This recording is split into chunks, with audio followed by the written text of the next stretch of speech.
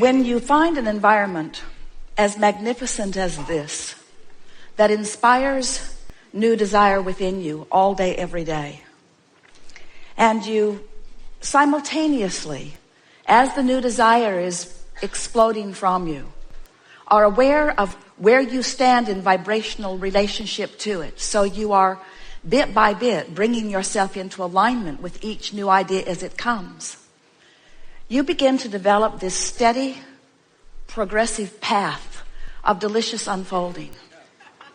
We call it life in the vortex.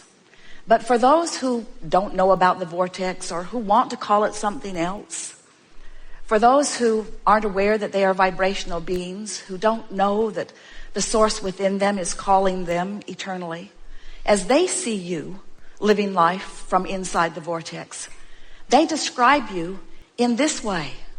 They say, how is it that you barely seem to identify something as something that you would like to participate in, and it moves to you and you move to it? How is that so? As they observe you, they say, how is it that you are so clear-minded that a question occurs, but almost as soon as the question has been formulated within you, the answer begins to come? How is it that the answers are so fast on the heels of your questions? What is up with you, they want to know. How is it, they say, that you can barely tip your toes into something that would be remotely recognized by many others as a problem, but before you even get your feet wet, the solution begins to show itself to you? How is it you are joyful mostly? How is it that you are fun everywhere you go? How is it that your timing is so precise? How is it that you maintain your physical vitality? How is it that you seem to move through time without decline? How is it that you remain physically focused, and yet there is something about you that seems otherworldly? And to most of them who are not ready to hear what you say about the vortex, you say to them something that is softer and simpler. You say, well, I have a philosophy of life that is serving me well. I believe in the well-being that surrounds us. I believe it is dominant. And because I believe it is dominant, I look for it. I focus upon it everywhere I look. And because I look for it, I find it. And when I find it, I focus upon it. And as I focus upon it, I practice the vibration of it until it's the only thing that can find me.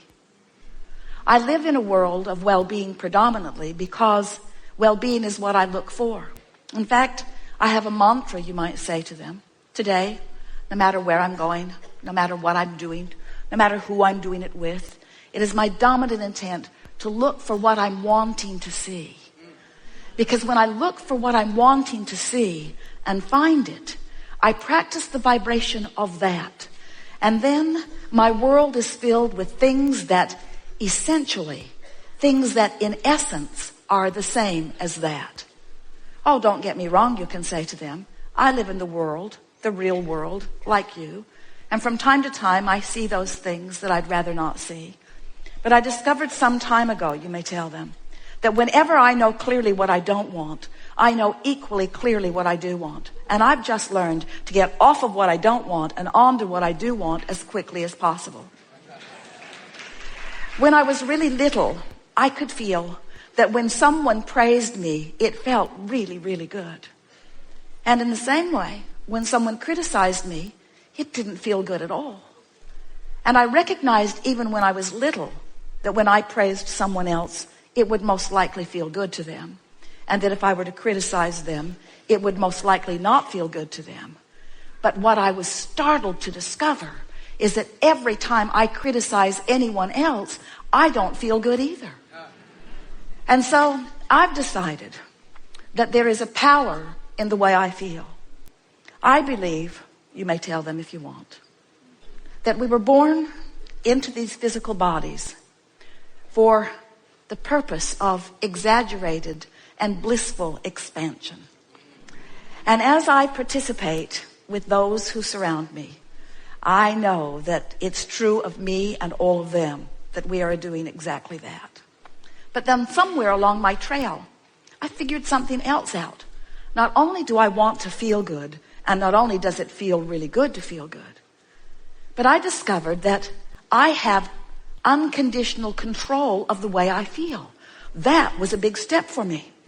Because when I discovered that through the power of my focus, I could always find something that would feel good. And that if I deliberately do focus, that I can train myself into a frequency where only good feeling things can find me, my life started getting better right away. But then I discovered that there's an even deeper law behind it. I finally figured it out. I figured it out through my own trial and error, through my own exposure of my own life to the details that surrounded me. I figured it out that when I am in a moment of appreciation, it feels like the fullness of all that I am is right there appreciating with me. It's as if everything in the heavens is opened up to me, and my ability to see the positive aspect of whatever I am defining becomes fuller and greater. And I also discovered that if I do find something to criticize, it's like I empty out of me. It's like I go somewhere where the larger part of me does not go. So once I got wind of that, once I started figuring out that I am in harmony with that which is source in my joy and in my love and in my praise, and I'm out of harmony in my criticism, in my anger, in my fear, I began to recognize that I was born with this guidance system, that this system within me to let me know not just how to get the most beautiful things in the world. I don't think that is really my purpose, although I don't mind getting it. I discovered that I was born with a guidance system to help me keep up with me. And I discovered that in any moment in time that I'm not keeping up with me, I can't bear it. For a long time, I thought that my negative emotion was because of something that somebody else was doing. And I cannot tell you how liberated, these are your words to them, I cannot tell you how liberated I was when I discovered that I hold the keys to my own freedom. That freedom, all that freedom is the freedom from resistance. And that resistance can only be self-applied. Other people can behave in ways that are unpleasing, but I have to look.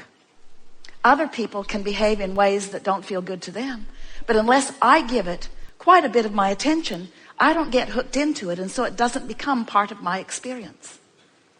Then they may say to you, well, this all sounds good.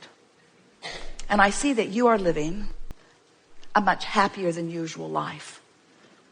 But what can I do? How can I get into a better feeling place when I have this that is bothering me and this that is a crisis and these things that have gone wrong? How can I focus upon positive things when there is so much around me that is not positive? And then you say, if you want to, well, I don't know about you, but I decided that it was just a choice that I would have to make. That I could focus upon the problems of the world and perpetuate those. Or I could focus upon the solutions of the world and perpetuate those. And beyond the perpetuation of the solution, I discovered that it feels way better to focus upon the solution than the problem. And so I do it for me, selfishly. I have to tell you, I do it for me. And then they may say to you, oh, I've heard of selfish ones like you who get yourself into a good feeling place and then will not look where it does not feel good. How is it that you can put your head in the sand and not notice what's going on in the world? And then you say, oh, I notice because I was born to do that. I was born to sift through the details of life experience and to choose those things that feel the best to me. And so I want you to know, you can say to them, that I see plenty of things that I don't want to perpetuate, but I don't get hung up in the vibration of that anymore. I move quickly from what I don't want to a statement of what I do want. And then I do my very best to practice the vibration of what I want. A lot of my friends don't want to hang around with me anymore because when they want to complain and I don't listen with any sort of sincerity, they are annoyed. sometimes they even get their feelings hurt. And then I discovered something that kept them from getting their feelings hurt. I started practicing it one by one with friend after friend, with family members, with friends, even with people that I was just meeting standing in line someplace. I began to practice this. It goes like this. So they would say, how about that? I sure don't like that. And I would say, yes, but how about this? This is much better. At which point they would say, man, are you blind? Can't you see what's going on? And so I realized that trying to point out the positive aspects to someone who's standing in the middle of negative aspects wasn't going off very well. In fact, it just annoyed them and made them determined to not be with me. So I decided I had to go underground with it for a while. I decided that I couldn't be so overt about it. I couldn't be so in their face about it. So I just practiced in my own mind. When I would hear a complaint from someone, I would write down if I could, or remember if I could, what is it that I think they really want? Because it's pretty easy to know what someone wants when they're expressing what they don't want. And then I would practice seeing them having what they wanted rather than seeing them as not having it. I began practicing seeing them as they want to be. When someone indicated to me that they were sick, I immediately began to see them as well. And I began practicing the vibration of wellness. And then one by one, as my friends would present themselves to me, not one of them was put off by my newfound vibration, because this is the way it would play out. They would say, things aren't going well for me. And I would say, you know, I heard about that, but then I remembered who you are. And I began practicing in my own mind. When I'm not with you, it's much easier, I have to tell you. I began practicing in my own mind who you really are. And I've discovered things about you that are so intoxicating that now I think about them, not because I'm trying to help you improve, but because it just simply feels so good for me to acknowledge who you really are and what you've really got going on. And this is the list I've made about you. These are the positive aspects of your life. This is who I know you truly to be. This is how I see you. This is how I know you. And this is why I love you, you see. It is our promise to you that as you begin practicing the positive aspects of circumstances and events, of governments, of other governments, of political parties, of people that you know, of family members, of your mothers and your fathers and your children, of your friends, of people that you have formerly called your enemies, as you begin to tune yourself to what this time-space reality is helping you to put in your vortex about them. You see, these aren't just people running around annoying you or pleasing you. These are people running around causing you to build a vortex version of you. They are the reason that you are expanding. And so when they are the reason that you're expanding and you look back at their trouble, now you're extra mad at them because first they caused you to expand and now they're holding you back from your expansion.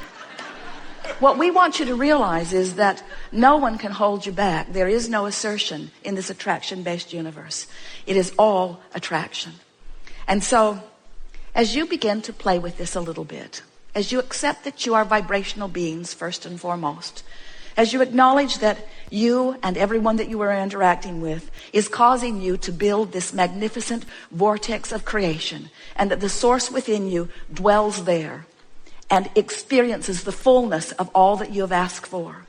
And as you, little by little, tune yourself to the frequency of that vibration, what you will begin to notice first is that you just feel better. The edge will just lift up off of you.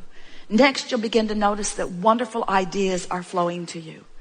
You'll begin to notice that your memories of your past are changing, where the good memories are coming forward and the memories that were not so good fade and you can hardly remember them at all. You'll begin to notice that people around you are on your vibrational wavelength. You'll begin to notice that you're thinking something and someone right next to you, even somebody that you don't know very well, will verbalize it. And you'll look at them and feel such camaraderie, such harmony, such co-creative connectivity. You'll say to them, you may not believe this, but I was just thinking those exact thoughts. We are so on the same vibrational wavelength. And then not only will the ideas flow, but connections of all kinds will begin to appear in your experience.